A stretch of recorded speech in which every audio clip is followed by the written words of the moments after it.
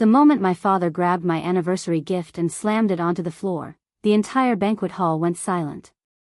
The box burst open. Glass shattered across the tiles. Then my father pointed at me in front of more than 100 guests and said, "You lost the right to call yourself my son years ago." I felt every eye in the room turn toward me. 10 minutes later, he opened the envelope hidden inside that broken gift. And suddenly, the man who had spent years treating me like a disappointment looked like his entire world had collapsed. My name is Ethan, and for most of my life, I believed my parents loved me equally. I was wrong. Growing up, there were always two children in our family, my older sister, Rebecca, and me. Rebecca was the golden child. I was the mistake. When Rebecca got a B in school, my parents praised her effort. When I got straight A's, they asked why I didn't get extra credit. When Rebecca quit college after one semester, they said she needed time to find herself. When I worked 2 jobs while attending university, they told me I wasn't spending enough time with family. Nothing I did was ever enough. But I kept trying. Because they're your parents. You spend your entire childhood believing that if you work hard enough, love hard enough, sacrifice enough, eventually they'll be proud of you. I spent 30 years chasing that approval. 30 years wasting my time. Everything got worse after my mother became seriously ill. 5 years before their anniversary, she needed expensive treatments. Insurance didn't cover everything. My parents were struggling financially. Rebecca promised she would help. She never did. Instead, she claimed she was having money problems. Meanwhile, I emptied my savings account. I worked overtime. I delayed buying a house. I even sold my motorcycle. Over 3 years, I contributed nearly $80,000 toward my mother's treatment. I never asked for recognition. I simply wanted her to survive. Thankfully, she recovered. I thought things might finally change. Instead, somehow Rebecca received all the credit. At family gatherings, my mother would tell relatives, Rebecca was such a blessing during my illness. I would sit there stunned.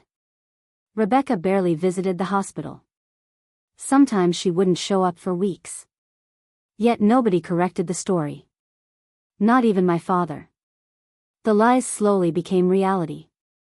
Eventually, everyone believed them. Including my parents. I tried not to let it bother me. But the resentment grew. Then came the betrayal that changed everything. About a year before their 40th anniversary, my grandmother passed away.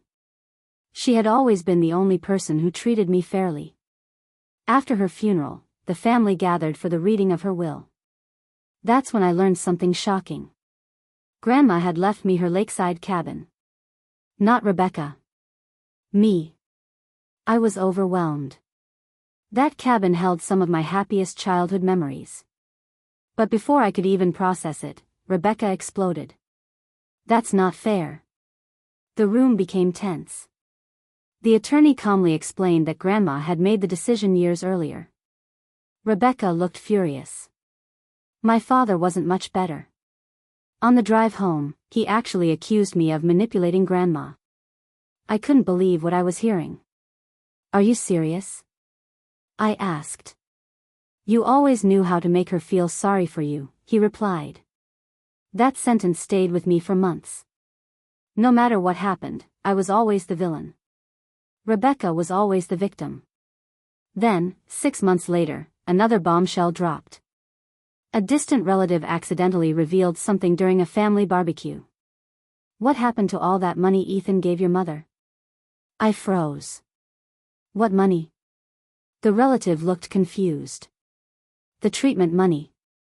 I stared at him. What are you talking about? The conversation stopped instantly. People exchanged nervous glances. My stomach tightened. Something wasn't right. That night, I couldn't stop thinking about it. The next morning, I started digging. What I discovered shattered me. Years earlier, I had transferred thousands of dollars directly into an account my father controlled. I trusted him completely. I assumed every dollar was helping Mom. But after obtaining financial records through someone I knew at the accounting firm they used, I uncovered the truth. Nearly half the money had never gone toward medical expenses. Instead, my father had secretly used it to help Rebecca pay off credit card debt. Some of it had funded her vacations. Some paid for cosmetic procedures. One transaction even covered the down payment on her luxury SUV. I felt physically sick. The money I earned working night shifts. The money I sacrificed years for. The money I believed was saving my mother's life. They had given it to Rebecca. I confronted my mother first. She broke down crying. I didn't know. And for once, I actually believed her. But when I confronted my father, he wasn't apologetic. Not even slightly. You had money, he said. Rebecca needed help. I stared at him. You stole from me. His face hardened. Watch your tone. That's when something inside me broke. For years, I had accepted being treated like second place. For years, I had forgiven every insult. Every lie. Every humiliation. But this was different. This was betrayal. And for the first time in my life, I stopped trying to earn his approval. A few months later, my parents announced a massive celebration for their 40th wedding anniversary. Over 100 guests were invited. Family. Friends. Business associates. Everyone. I wasn't planning to attend. Then I had an idea. A better idea. An idea that would finally expose the truth. 4 weeks, I prepared. I gathered financial statements. Transfer records. Receipts. Messages. Every piece of evidence I could find. Then I placed everything inside a sealed envelope. The envelope went into a custom wooden gift box. On top, I placed a framed family photo. A picture from years earlier. One of the last photos where I still believed we were a happy family. The night of the anniversary arrived. The banquet hall looked beautiful. My parents stood at the center of the room greeting guests. Rebecca floated around like she owned the place. When I arrived, people seemed surprised to see me. I hadn't attended many family events lately. Halfway through the evening, guests began presenting gifts. Then came my turn. I walked forward carrying the wooden box. My father immediately frowned. What is this? A gift, I said. Before I could say anything else, Rebecca laughed. Probably another attempt to buy attention. Several guests looked uncomfortable. I ignored her. Then my father did something I'll never forget. He grabbed the box from my hands. Keep it. And threw it onto the floor. The glass frame shattered instantly. Gasps echoed through the room. My mother covered her mouth. I stood frozen. Then my father pointed directly at me. You've spent years acting like this family owes you something. The room was dead silent. You've become bitter, jealous, and selfish. Every word hit like a punch. People looked embarrassed for me. Some looked away entirely. Then he delivered the final blow. You are not the son I raised. I felt humiliated. But I also felt strangely calm. Because I knew what was coming. I slowly walked over to the broken box. Picked up the envelope. And handed it to him. You should read this. He rolled his eyes. But the guests were watching. So he opened it. At first, he looked annoyed. Then confused. Then pale. His hand started shaking. The room became quiet. What is it? Rebecca asked nervously. My father didn't answer. He kept turning pages. Transfer records. Bank statements. Proof of where the money went. Proof of every dollar. Proof of every lie. Finally, he looked up. His face had completely changed. The confidence was gone. The anger was gone. Only panic remained. What is this? Rebecca whispered. I answered before he could. The truth. Everyone stared at me. So I told them everything. The money. The transfers. The debt payments. The vacations. The stolen funds. The years of deception. People began murmuring. My father's business partners exchanged shocked looks. Family members started asking questions. Rebecca looked terrified. Then came the twist nobody expected. My mother suddenly stood up. I want to see those documents. My father hesitated. That hesitation told her everything. She grabbed the papers. Read them. And burst into tears. The entire room watched as decades of trust shattered before her eyes. You told me the treatments cost more than they did. My father said nothing. You lied to me? Still nothing. Then she looked at Rebecca. Did you know? Rebecca started crying. That answer was enough. The room erupted. People were whispering everywhere. Some guests actually left. Others stayed because they couldn't believe what they were witnessing.